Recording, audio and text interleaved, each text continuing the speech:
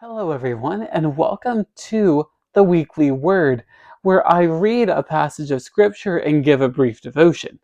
For this first episode, I'd like to look briefly in Psalm 37, verses 1 through 7. Our church's pastor gave a devotion on this Sunday night, and it resonated with me very strongly. I wanted to share what I got out of that message with those of you listening.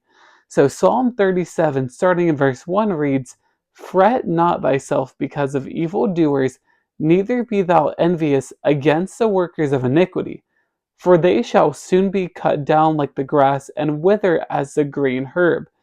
Trust in the Lord and do good. So shalt thou dwell in the land, and verily thou shalt be fed.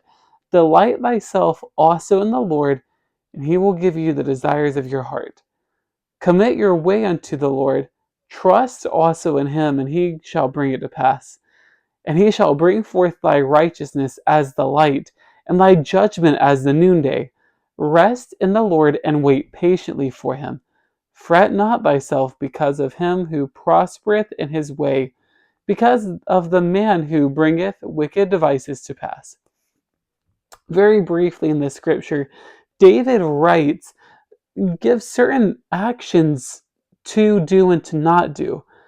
He's talking, I'm sure, to himself, but also to these believers or these followers of God, those who are hearing this psalm being sung. And this psalm gives me the same idea as what Asaph says in Psalm 73 when he, if you will, complains about how the wicked prosper while the righteous suffer. And yet, when Asaph went to the sanctuary of God, that's when he understood the end of the wicked. And David says here, well, first and foremost, do not fret over the wicked. Because, as verse 2 talks about, they will soon be cut down and they will wither away like the grass. But then he tells them not just to do not fret about these outside people. Bring that focus to yourself. Trust in God. Then delight in him. Commit your way to him. And again, verse 5 says, trust in him. And verse 7, rest and wait.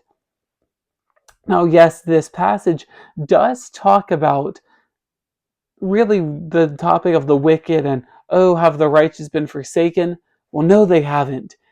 You don't have to fret. Trust in the Lord, delight in him, and commit your way to him. Then you can rest in him.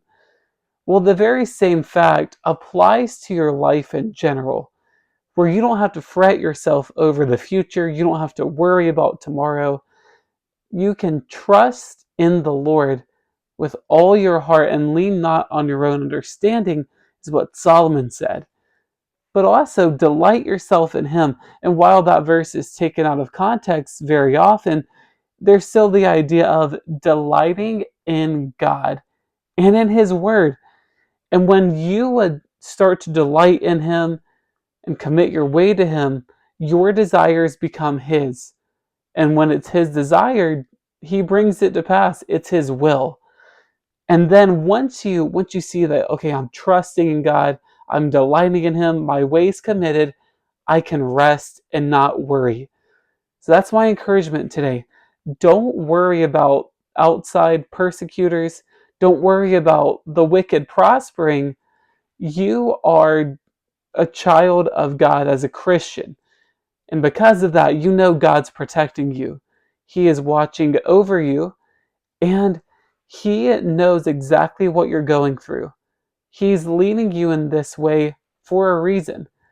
Now, it's up to you. It's your turn for a decision. Will you run away in fear? Will you cower? Or will you rather trust in God? Delight in him and his ways and his word, and then commit your life to him, knowing that he knows what's best. And then afterwards, resting in him with that trust, that delight, that final peace you can have in him, knowing he has everything in control. That's the weekly word.